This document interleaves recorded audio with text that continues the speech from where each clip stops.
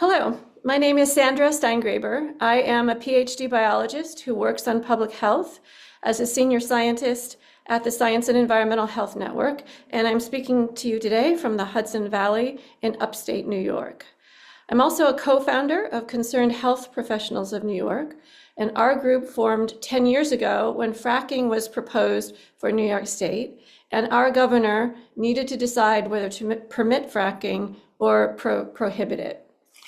Let me first tell you what makes fracking different from conventional oil and gas extraction, and I'm going to do this as a biologist. 400 million years ago, many areas of what is now dry land on Earth were covered by shallow oceans, and in those seas lived prehistoric marine creatures, diatoms, squid, plankton, and sea lilies. And when these creatures died, their bodies sank to the bottom of the sea and became buried in the layers of silt and sediment. Over millions of years, pressure and heat turned these corpses into bubbles of natural gas that we call methane and gooier molecules that we call petroleum or oil. And it turned the silt into shale rock. So some of these oil and gas bubbles subsequently escaped from the rock that they were trapped inside and then floated up because their natural gas is lighter than air. And then it got trapped again in between layers of rock and formed big pools of either oil or gas. And that's what we call oil or gas reserves. And conventional drilling looks for those big pools of oil or gas that are trapped in between rock layers and can simply drill down into them. And because they're pressurized, they will come to the surface. We've been doing that for 100 or more years, right?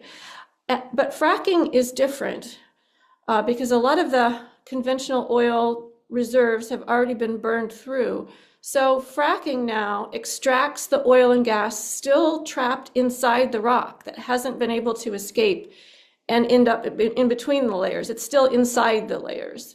So what fracking does is use both explosives and drinking water as a hammer to smash apart the shale, and then uses horizontal drilling, meaning the drill drills all the way down a mile or more to that shale layer and then drills sideways through it and shoots water into all of those layers and blows them apart. But more importantly, that water contains sand grains that, like a fire hose, are shot inside all the cracks that the fracking has created to hold them open so that after the pressure is released, the oil and gas can flow out. So those grains of sand serve as little doorstops holding open all those cracks a mile or more below our feet. And additionally, the water that's used for fracking contains other chemicals, not just sand, but also friction reducers, because the pipe is only about 10 centimeters or so big. And so to send that amount of water and sand under high pressure creates a lot of friction. So chemicals called surfactants make the water slippery. In addition to that, poisons are added to this water because that shale is actually a living ecosystem. It not only contains the corpses of Devonian plants and animals from 400 million years ago, it contains living organisms that use this shale as their own living habitat. And those organisms will grow inside the pipe and interfere with the flow of oil and gas. So powerful biocides are also added to fracking fluid, which is what makes fracking fluid so toxic and poisonous. And of course, in between this deep layer where all of this fracking is going on and the surface of the earth where we all live lies our drinking water aquifers. So fracking fluid has to go down through the drinking water aquifers, and then some fraction of it comes back up through the drinking water aquifers when the pressure is released and all this highly toxic fracking fluid comes flying back out of the hole. And then the gas, of course, and oil follows soon after. Now, some of the fracking fluid is trapped forevermore in the rubble of shale. So some comes flying out of the hole, and some is trapped. And the part that's trapped is no longer part of the water cycle, right? So fracking is the only technology invented by human beings that makes water disappear from the hydrological cycle. And that really matters because 98% of the water on our planet is in the ocean. There's only 2% that's available to us as fresh drinkable water. And half of that is frozen as ice on the ice caps. So only 1% of the world's water is just available to us as liquid drinkable water. And we're using that to bury in the shale to get fossil fuels out. And a lot of that water is completely trapped and will never come back to the surface again. And the rest of it that does is poisoned.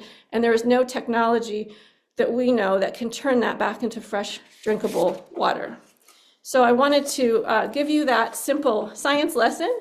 And now I want to take you back to New York State in the year 2010. And that was the year that we New York scientists began to compile the medical and scientific findings on the risks and harms of fracking into a compendium.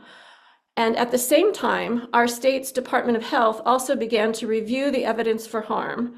And both groups asked two questions. One, is fracking harmful to public health and the climate?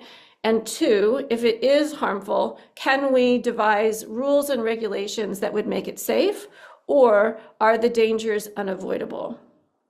So 4 years later, in December 2014, both groups, the government scientists plus the independent scientists in my group, had reached the same conclusion, which is that fracking injures the health of people who live nearby, both because of water and air pollution.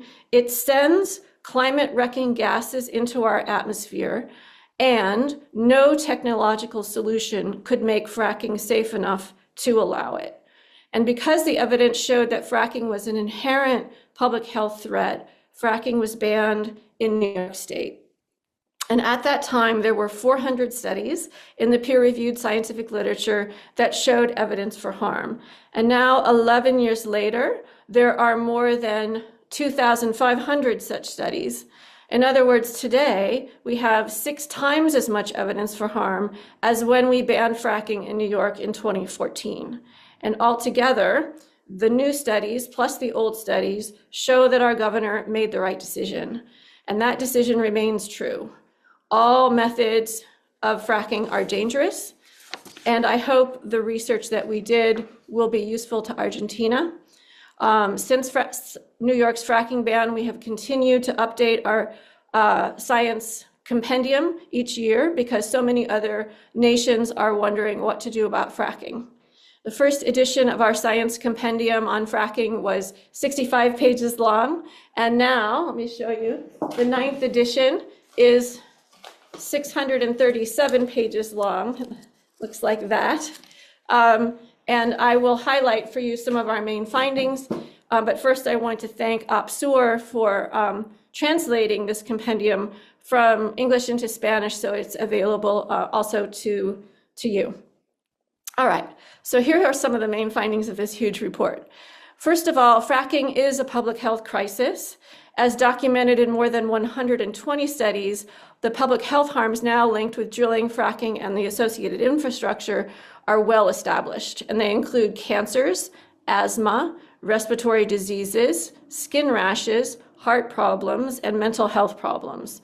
Multiple corroborating studies of pregnant women who reside near fracking operations across our nation show that harm to infant health includes birth defects, preterm birth, and low birth weight. Harm to children includes blood cancers and asthma. Old people living near fracking wells have shorter lifespans and more heart problems. They don't live as long. 3 large studies in Pennsylvania, for example, show that children living near fracking wells have much worse asthma and 7 times the risk of lymphoma, which is a type of cancer. They are also born smaller. These studies are corroborated by recent findings in Colorado, which show, and I'm going to quote from that study, quote, Colorado's children living within 13 kilometers of oil and gas sites are at increased risk for leukemia, with children living within 5 kilometers bearing the greatest risk. Both air pollution and water pollution are at the heart of this public health study. Bad air and contaminated water follow fracking wherever it goes. That's the main finding of our compendium. We could not see in any state in the United States where fracking is practiced a place where there wasn't air pollution and water pollution when fracking came into that area. And air pollution comes first, because air pollution starts just as soon as the drill bit hits the shale, turns sideways, and begins tunneling horizontally for miles through the rock.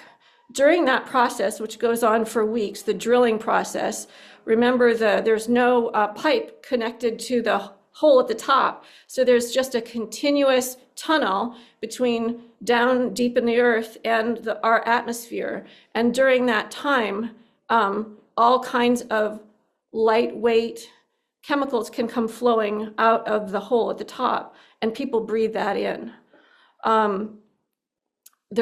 The rock being shattered is full of these chemicals. They're lighter than air, and they are now free for the first time in 400 million years, and they began rising up out of that hole. 2 of them are benzene and formaldehyde. These are both cause cancer, and of course methane, which is the chemical name for natural gas, also in some cases chlorine gas and hydrogen sulfide gas. Now, near each one of these wells is a flare stack, and these are necessary to control pressure and prevent explosions. Without flare stack, workers would be in danger of being blown up. But they also burn these substances coming out of the hole, and the flare stacks release additional air pollutants, including ultrafine particles and unburned methane. In other words, a fracking site is a giant cigarette in the earth, and there is no controlling what comes out of it. It's unstoppable. Data show that workers on well pads can have benzene in their urine high enough to cause leukemia. Air pollution from fracking operations increases the frequency of heart attacks and strokes in nearby communities and raises the risk for birth defects and premature babies in pregnant women, and also increases asthma in children. Fracking also destroys drinking water.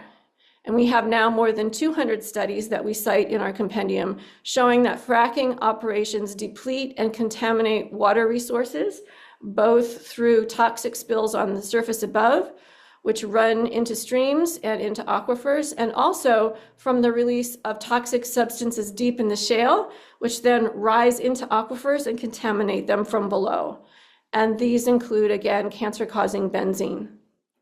In sum, the vast body of scientific studies now published on hydraulic fracturing in the peer-reviewed scientific literature confirms that climate and public health risks from fracking are real, and the range of environmental harms is wide.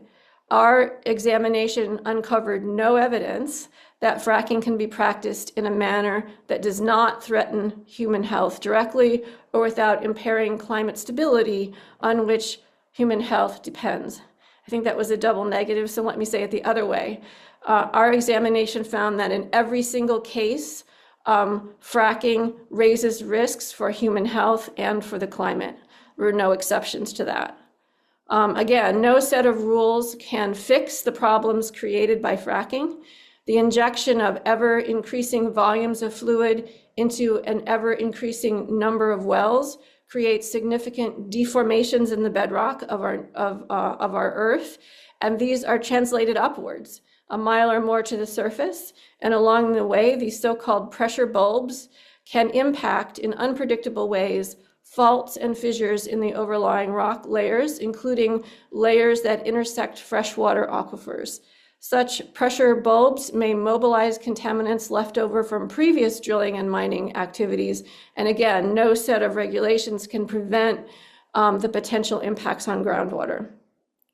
Regulations also cannot stop earthquakes. Fracking activities have triggered earthquakes around the world, including in Argentina.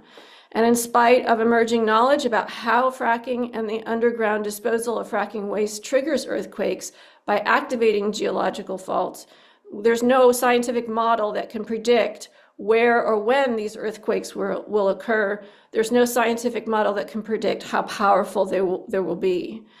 Fracking-derived air pollution turns the act of breathing into an act of self-harm. Regulations also cannot stop air pollution.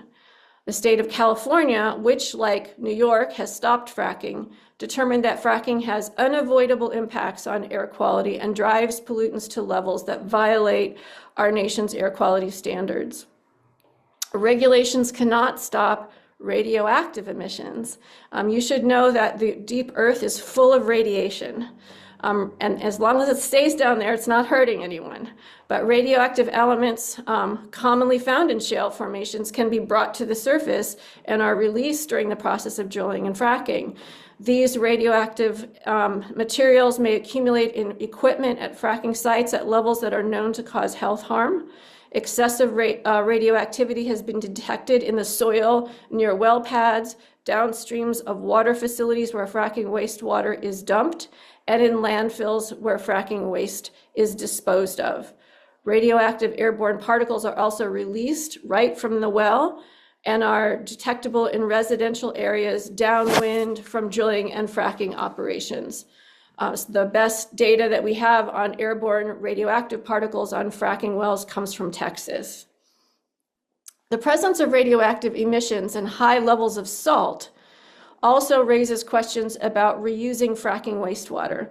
So there's a lot of talk about, well, instead of continuing to use new fresh water to frack new wells, why don't we just recycle the old wastewater that comes up? But there are a couple of reasons that this doesn't work.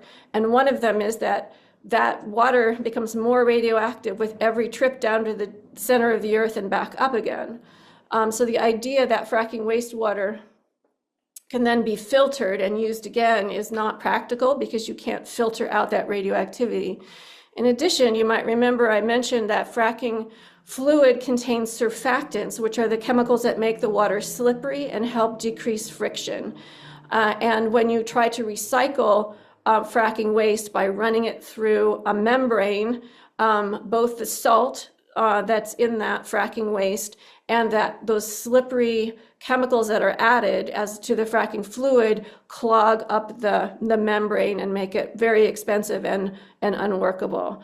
Again, I'll remind you that the shale layers that contain the gas bubbles and the oil bubbles represent the bottom of the ocean, of an ancient ocean. And so not only are the bubbles of shale and oil representing the dead bodies of the creatures that lived in that ocean, it's a kind of cemetery of prehistoric life, but also those shale layers have trapped the salt that was in that ocean, and that salt also comes up to the surface. Salt, of course, is very corrosive, which makes can corrode the steel pipes and contribute to all kinds of leaks as well. Our research documents that recycling activities themselves can transfer volatile toxic pollutants from water into air when fracking wastewater is prepared to be reused to frack again. In other words, all the toxic chemicals that are in it simply get transferred up into the air and people breathe them in when fracking fluid is recycled.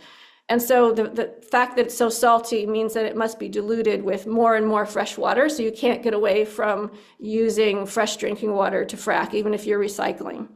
Again, high salt layers make it corrosive to steel pipes and mean that it must be filtered through these special desalinating membranes, but the surfactants that are in the fracking waste, which are necessary additives, clog and damage those membranes. So again, there's no technology that we have that can turn fracking waste into something safe again. Finally, regulations cannot stop wells from leaking. Fracking wells are lined with cement and steel, and these are not immortal substances. As they age and corrode, they leak methane and other toxic gases.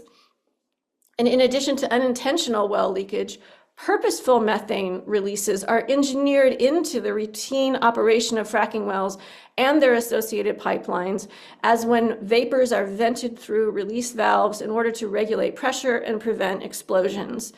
These releases are not fixable plumbing problems. Also, idle and abandoned wells are a significant source of methane leakage. Long after they have ceased pumping oil or gas, old wells continue to leak in ways that are not always fixable. Idle and abandoned wells are a significant source of methane leakage into the atmosphere based on findings from both Texas and Pennsylvania. A new study shows that the air pollution from oil and gas alone kills 90,000 people in the United States every year and is responsible for 90% of new asthma cases in children. These data, I submit, raise moral questions. The rapidly expanding body of evidence compiled in our compendium is massive, troubling, and it cries out for decisive action. The data continue to reveal recurring problems that cannot be averted through regulations.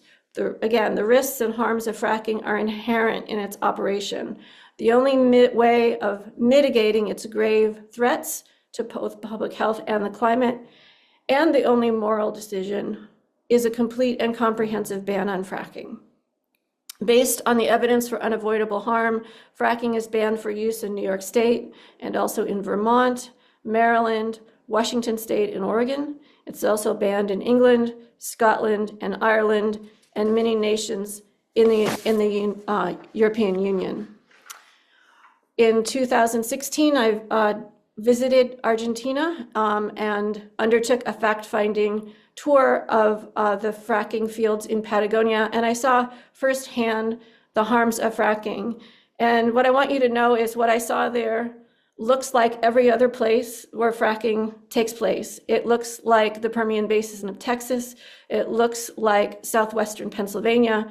In other words, what I saw were orchards where fracking waste was bubbling up. All the pear trees were dead. There were dead birds floating in the toxic waste. That's what I saw when I went to Patagonia. I visited Mapuche villages where I talked to the parents of a child with a rare cancer. I saw their livestock with birth defects, that none of these things happened before fracking had come to their community.